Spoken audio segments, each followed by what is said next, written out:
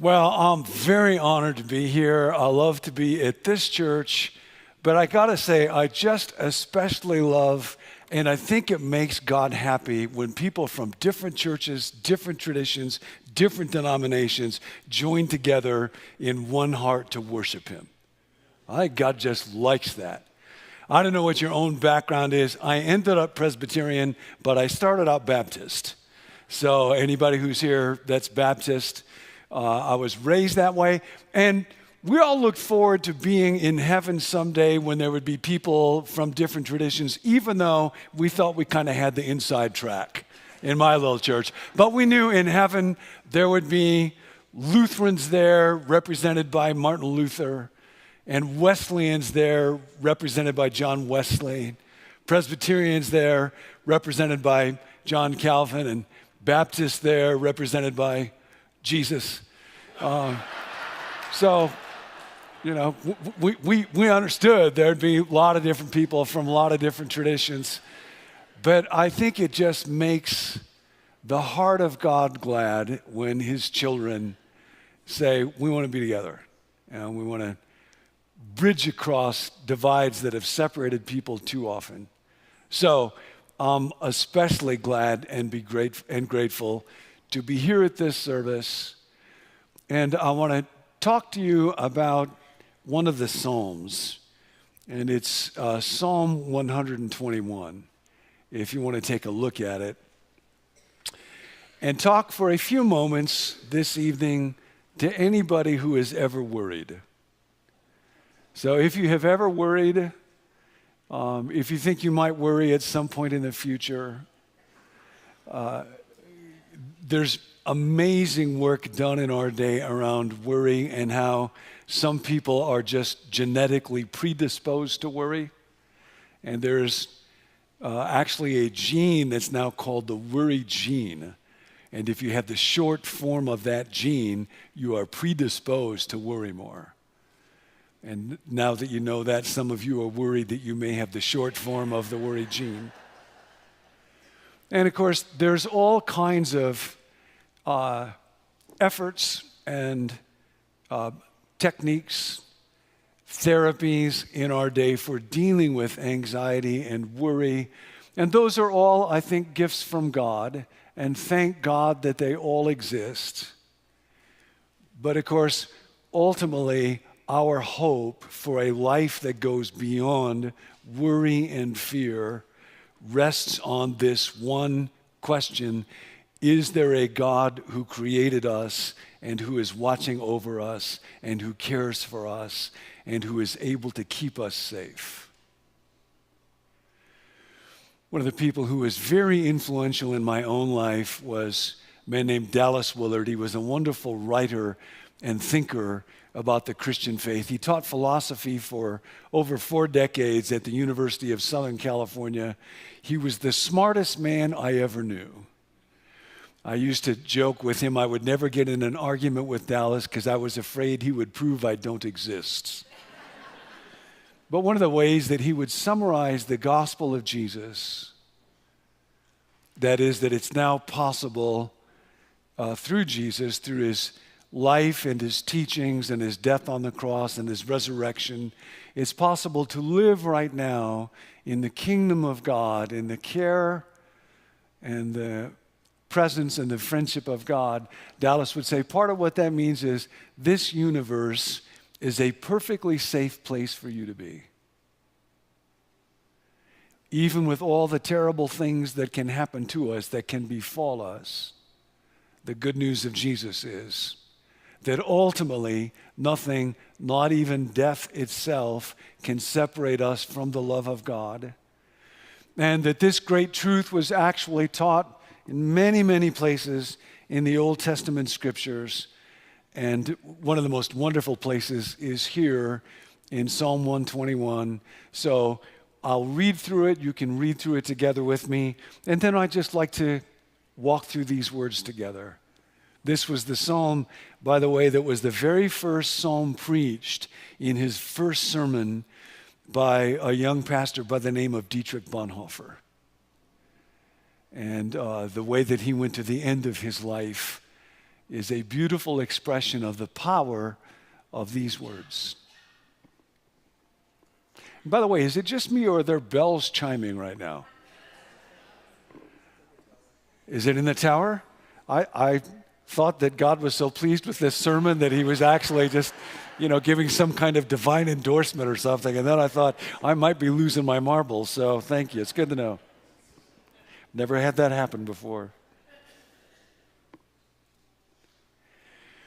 I lift my eyes to the hills. Where does my help come from? My help comes from the Lord, the maker of heaven and earth. He will not let your foot slip. He who watches over you will not slumber. Indeed, he who watches over Israel will neither slumber nor sleep. The Lord watches over you. The Lord is your shade at your right hand. The sun will not harm you by day, nor the moon by night. The Lord will keep you from all harm. He will watch over your life. The Lord will watch over your coming and going, both now and forevermore. I will lift up my eyes to the hills. This actually gets quoted in a movie. You all are too young to have seen it, but I did, called The Sound of Music. And there's that wonderful scene when the Von Trapp family is in trouble and the Nazis who had martyred Dietrich Bonhoeffer were at that little convent. And then the sister looks and there's the mountains that they will escape to. And she quotes the first line from the psalm, I will lift up my eyes to the hills. And often, because of the image of hills and because we can think of hills as such a beautiful thing, we'll think of the hills as being an inspirational view of our help. But actually, our help is not coming from the hills. I married a California girl. I grew up in Rockford, Illinois. And I forced my wife to live for about 10 years in Chicago, Illinois. And Nancy said it was a stupid place to live. And she loves the mountains of California. Illinois has no mountains. Amarillo doesn't have a lot of mountains either, does it? I noticed when I was flying in. Now, in the ancient world, we often, especially California people, will think of the hills as places of great beauty or great inspiration. But in the ancient world, mountains were difficult places. If you had to travel from one place to another place, a mountain got in your way. Mountain was a problem. And if you had to take a road where there were hills, the Jericho Road was quite famous for this, it could often be a place where danger, thieves, trouble would lurk. So the idea in the beginning of this line, when it says, I will lift up my eyes to the hills, you might think, I will take a good look at my circumstances. And often that's problems. Now, one of the great abilities we have as human beings is this little phrase, I lift up my eyes. What that means is I will decide what I'm going to attend to, what I'm going to concentrate on. The last great freedom of every human life, people like Dietrich Bonhoeffer, who ended up in a prison, in a concentration camp, the one freedom that cannot be taken away from a human being is to decide, where will I place my mind? And for the psalmist, the beginning of this psalm is, I will look at obstacles. How am I going to get over those hills? And there's moments in our life where we're very aware of the hills. My wife and I have 3 children, and if you're a parent, there's a way when a child is born that you are just aware of all kinds of hills that I cannot protect these little lives from. When our first daughter, Laura, was born, I had a moment that I did not expect. Nancy handed that little baby to me, and I held her, and it was like for a moment the entire scope of a lifetime passed before my eyes. I wasn't expecting this. And I thought about how this little baby that I'm holding right now is going to grow up and become a woman, and then she will grow old. And I said to Nancy, it's just such an amazing thing to me to think about the scope of her life. And this hair, she surprised us. She had a little strip of red hair, like a little mohawk on that round head. And this little round hair, red hair, is going to turn gray, and then it will turn white. And this skin that is so smooth and pink and perfect right now will get old and wrinkled and mottled, and then we will grow old and we will die, and then she will grow old and she will die. This little baby I'm holding right here. And Nancy said, "Give me the baby, you're creeping her out." But, when you love somebody, you see, man, if you live long enough, there's a mountain full of trouble and pain. And those that I love, I cannot protect from it. And sometimes those that I love become the source of the deepest pain, the hardest pain. What am I going to do?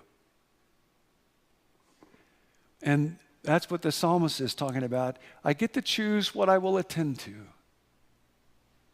And it's amazing to me in my own life, even though I've been involved in doing this kind of work for a long time, how often I will attend to my worries or my fears or my resentments or my anger or my ingratitude or my discontent or what am I going to do next?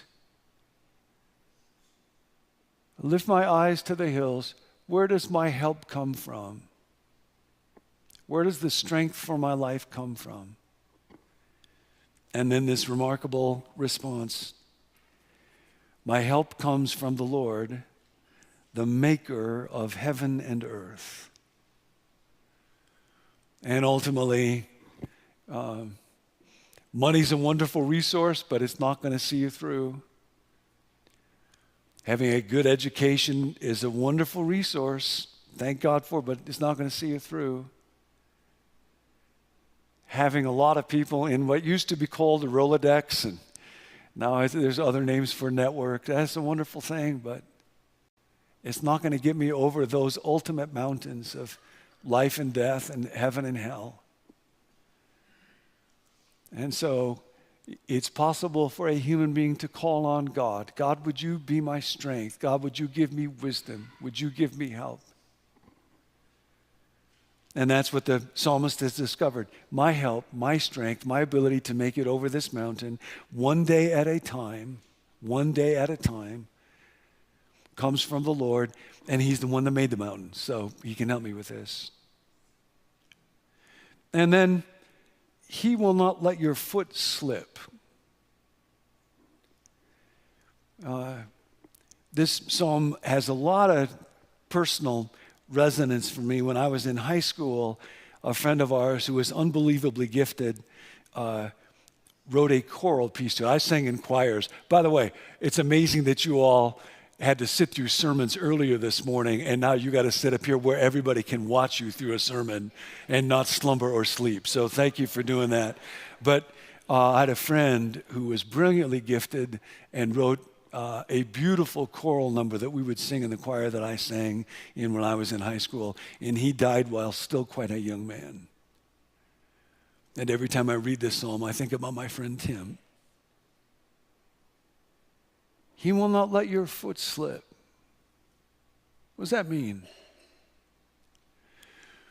There's a remarkable book, one of the best books on human suffering that I know, written by another philosopher, Nicholas Walterstorff. And he taught for many years at Yale. He wrote a book called Lament for a Son over 40 years ago now. His beloved son died when he was climbing a mountain as a young man, 21 years old. And if you've ever had to wrestle with grief, that book by Nick Walterstorff, Lament for a Son, is the most powerful gift that I know to recommend.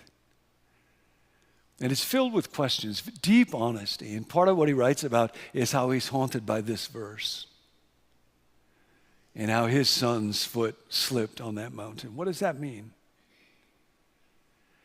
And of course, there's 1,000 questions that I don't know the answer to. But folks who study the Psalms very deeply will note that this particular phrase of foot slipping is used especially in the ancient world, used especially in the Psalms, not so much around physical safety as when my feet leave the path of righteousness and I make a wrong decision, I invest my life in the wrong thing. In Psalm 73, there's a wonderful psalm where the psalmist talks about envying wicked people that get rich. Anybody here ever envy anybody that's really rich? You don't have to raise your hands here. Although you could. You're not going to see most of these people again. They're going to go back to their churches and their sins. But I won't make you do that. But the psalmist says, I almost envy the rich. And he speaks about that as my foot almost slipped. And see, that's the problem is it's not just that our feet slip. We don't even notice it.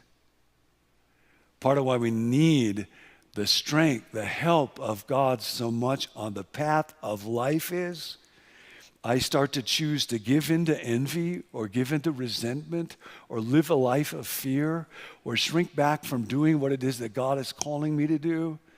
And I don't even...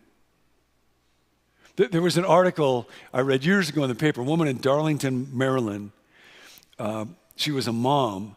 And she went out on the front porch of her house back in the day when people had front porches. And she had 5 small children, and they were playing with little animals. And she discovered to her horror that they were little baby skunks.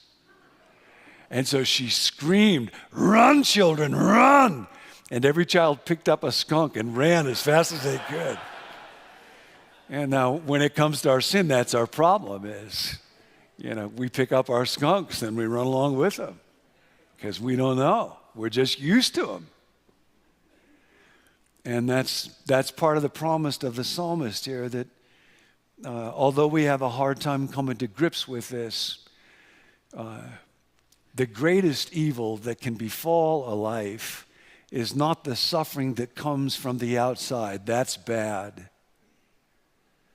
That's horribly painful, and some of you have experienced, I know, loss, betrayal, death of somebody that you love, bad news, in ways that can be deeply mysterious and troubling. But the Bible says that there is this other problem that's in kind of its own category, and it's called sin, a word that's sadly lost much of its weight in our day.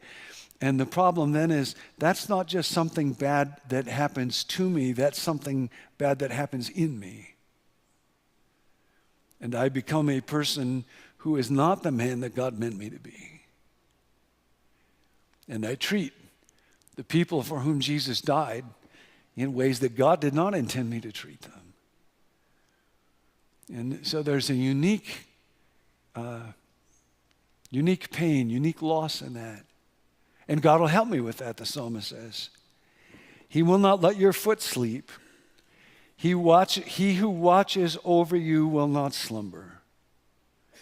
Indeed, he who watches over Israel will neither slumber nor sleep. And now we come to what's really the most important word in this psalm, which is the word watch. And you may have noticed, in the ancient world, they didn't have italics, they couldn't underline. If a thought was real important, if a word was real important, the way they would show that is they would repeat it. I was like, okay, don't miss this. This is going to be on the final. And over in Psalm 121, he who watches over you will not slumber. He who watches over Israel will neither slumber nor sleep. The Lord watches over you. The Lord will watch over your life. The Lord will watch over and over and over again. What does that mean? Well, the watched life is a precious thing. That's a life that is loved and cared for by somebody who is stronger than the one living the life. years ago when we had a couple of quite small children. They were maybe 4 and 2. We had a baby, but we were staying in a hotel room at a hotel that had a swimming pool. And when I was a kid, liked to be at a hotel with a swimming pool was the greatest thing in the world. So Nancy was with the baby, and I was with the other two, 4-year-old and a 2-year-old. And we were playing in the pool, and I had to warn them, don't run, don't jump. Pool's a dangerous place. If you're not careful, you could drown. And apparently, I warned them a little too effectively. Because at one point, the 4-year-old was supposed to be jumping to me, and the 2-year-old was being a little squirrely and slipped into the water and went down. Like her head was in the water. And of course, I immediately reached out and pulled her right up. But by the time she got up above the surface, she was just sobbing, and she said, "Oh, Daddy, I drowned, I drowned, I drowned." And I said, "No, honey, you did not drown. I was watching you the whole time. You were never out of my sight. I always had you under my care and protection. You didn't drown. So let's not tell Mommy about this." Yes, you were. And now the message of this psalm is, now there's somebody who's watching over you. And in the most dangerous places, when you're going over the mountains, when you're going over the place where whatever that problem is in your life, that depression, that anxiety, that loss, that sin, that temptation, that cruelty, that betrayal, that inadequacy, that heartbreak, that Father is watching right over you. And that right arm has lost none of its power. And the deep part of what this psalm is about is even death itself. Even death itself. Jesus used to say the most remarkable things when he was talking about how there is nothing that can separate us from the love of God. He said one time in the Gospel of John, the one who trusts me will never taste death. What does that mean, you'll never taste death? And the idea is, your primary life is not just your body, it's not just tissue, we're not just, electrons and protons. Your life mostly is about this conscious experience, the thoughts that are running through your mind. I lift up my eyes, what you're thinking and feeling and wanting and choosing from one moment to the next. And under the watchful care of God, Jesus says, that's going right on, and death itself has no power to stop it. He who watches over you will neither slumber nor sleep. And people who follow Jesus used to be quite bold about talking about this. When I was a kid, there was a prayer that parents would often pray with their children. Doesn't happen so much nowadays. Some of you might have heard it. But it's kind of a sobering prayer when you think about it. Now I lay me down to sleep. I pray the Lord my soul to keep. If I should die before I wake, I pray the Lord my soul to... Those are kind of daunting words for a little 6-year-old kid to pray, aren't they? There's actually a second verse to that prayer. I'm not making this up. You can Google it when you go home if you want to. And parents would pray this prayer with their kids for generations. Our days begin with trouble here. Now imagine praying this with a 6-year-old kid. Our days begin with trouble here. Our life is but a span. And cruel death is always near. So frail a thing is man. Good night, honey. Yeah. Sweet dreams. Now, why would they dare say words like that to? Well, because we follow this man who said, the one who trusts in me will not taste death. And then followed that up by dying himself in our place and then being resurrected. And now we'll have to decide, what are we going to make of that? What are we going to do with that? Do I really believe in that? But that's what he says. See, this is the reality in which we are invited to live, the watched life. And therefore, Jesus' invitation is, I wouldn't worry. That great Sermon on the Mount that we've been talking about over the last couple days. There's that one whole section where Jesus comes to that issue of worry and fear. I wouldn't worry. And the idea there, if you wrestle with worry, and I know everybody here will in some ways, and some people in real deep ways, the idea is it's not a command in the same way as you shall not steal or murder or commit adultery or something like that. Those are things that people choose to do. We can all choose to do those kind of things, or at least choose to do them in our heart. Nobody chooses to worry. Nobody wakes up and says, I'm going to shake my fist in God's face by having a deep panic attack today. So think about that invitation not to worry more like an invitation. It doesn't help to worry and then feel guilty that you don't trust God enough because you're worried too much. It doesn't help a whole lot to do that. Consider it an invitation from Jesus to live in the confidence of the watched life, even when I lift my eyes up to the hills.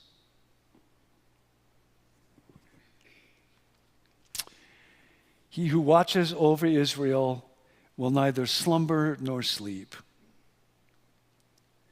The Lord watches over you. The Lord is your shade at your right hand. Now, the idea there is, in the ancient world, the right hand was the most important hand.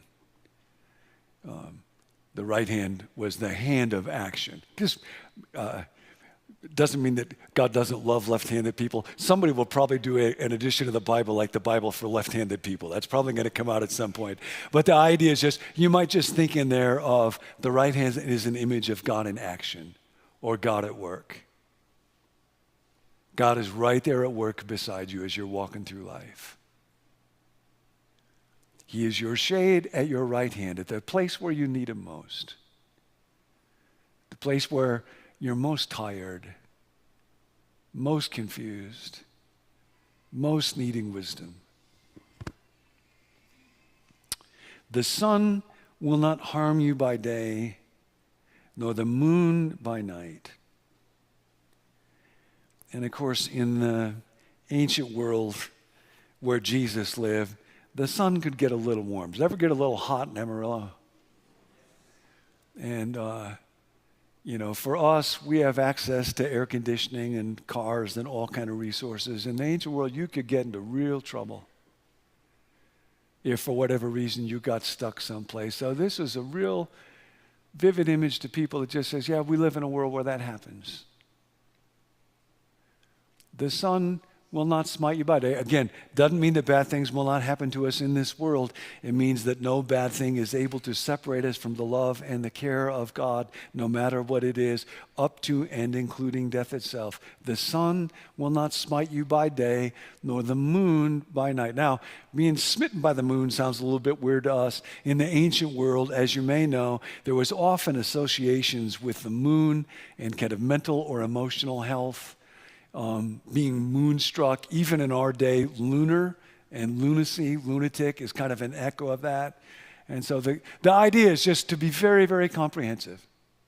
Daytime, nighttime, the terrors of the night, afraid I'm going crazy, the brutality of the heat of the day, he'll be there. He'll be there. Whatever you're going through, whatever your mountain is, he's watching. He sees. He knows. The Lord will keep you from all harm. Now again, that doesn't mean he'll keep you from all hurt or he'll keep you from all pain. Those are things that we will all experience. One more story from when our daughter Laura was born. When Nance went into labor with her, it lasted 12 hours. She was our first child, and it was intense as I'm sure labor always is, never having experienced myself, but for one reason, because Laura was situated in Nancy's body so that the hardest part of her skull was pressing directly against Nancy's spine. Sunny side up, I think, is the technical term that the nurses used for that. And so those contractions were excruciating. I had been coaching Nancy. We went through Lamaze. I don't know if they still do Lamaze, but it was my job to coach my wife through this experience. And when we went through Lamaze, one of the things they told us is never use the word pain. They said you may experience some discomfort. So I was primed to coach. That was my job. And Nancy's going through this just, otherworldly experience. The worst moment came after 11 and a half hours of this, when the doctor reached inside my wife and wrenched the baby's body 180 degrees inside Nancy. And Nancy let out a yell like I had never heard in my life. And I said to her, because I'm the coach, I said, "Dear, are you experiencing some discomfort?" Okay? So, like, the idea here, the Lord will keep you from all harm, does not mean, if I just trust Jesus, no discomfort. No. All through the Bible, those that God loved and used the most often faced quite intense pain. And of course, ultimately, the one that we love and follow beyond others, Jesus, knew pain beyond all others and prayed, "Father, if it's your will, let this cup pass from me." And 3 times, and he went to the cross. And prayed another line from another psalm, my God, why have you forsaken me?" And God was watching over that. And in some strange, mysterious way, part of what that means is, if you ever feel like God has forsaken you, Jesus knows exactly how you feel. How can that be? How can God knows what it's like to feel God forsaken? I don't know, but I'm so glad I can love a God like that. So this is just simply another expression of what Paul would say later on, for I am convinced that neither life nor death, angels or demons, nothing shall be able to separate us from the love of God. That's the ultimate harm.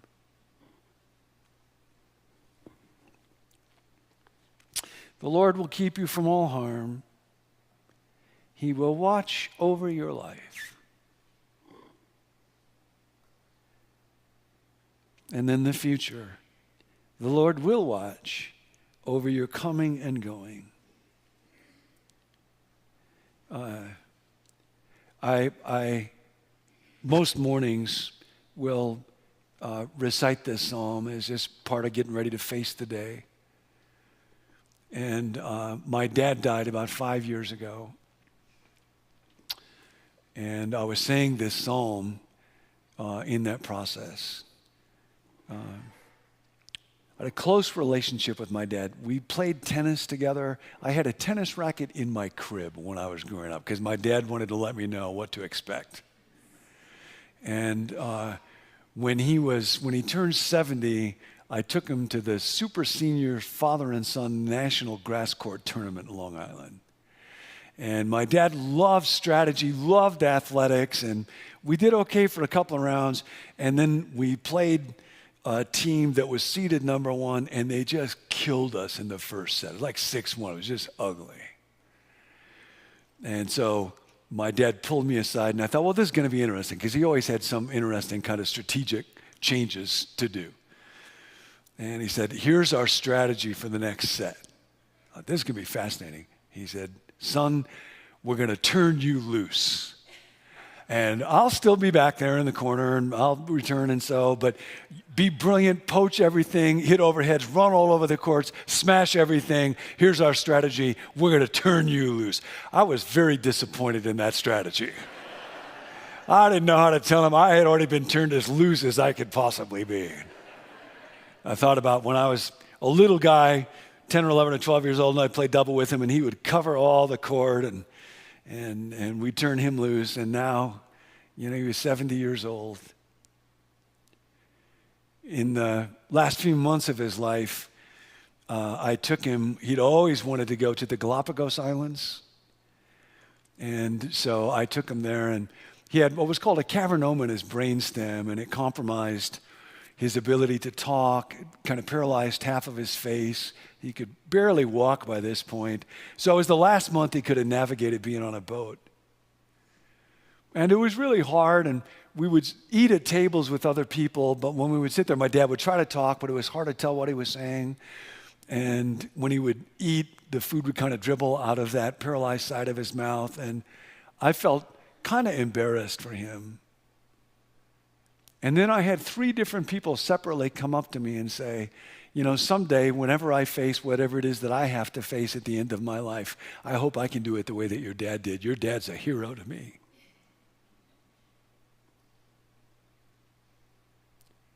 The Lord watches over your life, see. Lift up my eyes to the hill. Cavernoma comes. Now I lay me down to sleep. The Lord watches over your life. When my dad was lying on his bed when he was going to die on that Friday morning in July, almost 6 years ago, I was reciting this psalm. And I hit those lines. The Lord will watch over your life. The Lord will watch over your coming and going, both now and forevermore. And at the start of those words, my dad exhaled and he never inhaled. And I thought, you know, we go through our lives and every inhale gets an exhale, and every exhale gets an inhale until the very last one. And my father's very last one came as those words were being spoken over him. The Lord will watch over your life. The Lord will watch over your coming and your going. Now I lay me down to sleep. The one who trusts in me will never taste death. And now his coming and his going did not cease. He just was going to a real different place. And he was going to see the watcher. He was going to lift up his eyes to the sight that all of us hunger to see in this world, whether we know it or not. So, that's this wonderful psalm about the watched life and the watcher. And the great invitation that comes to us is to live that life. Would you pray together with me?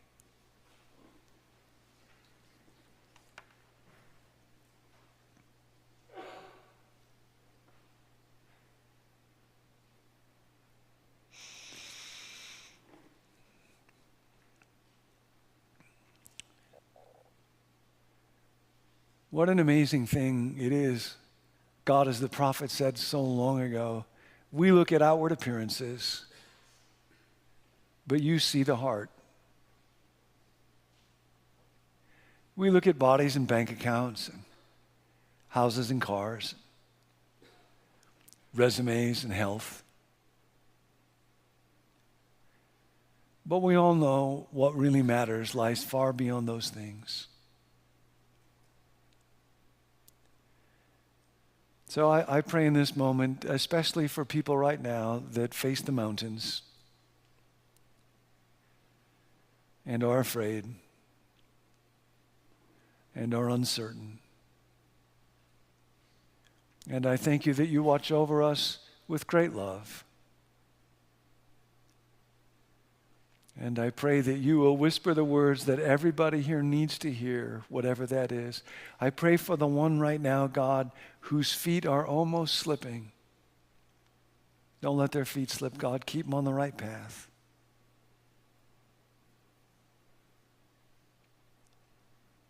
I thank you that you who watch over Israel neither slumber nor sleep,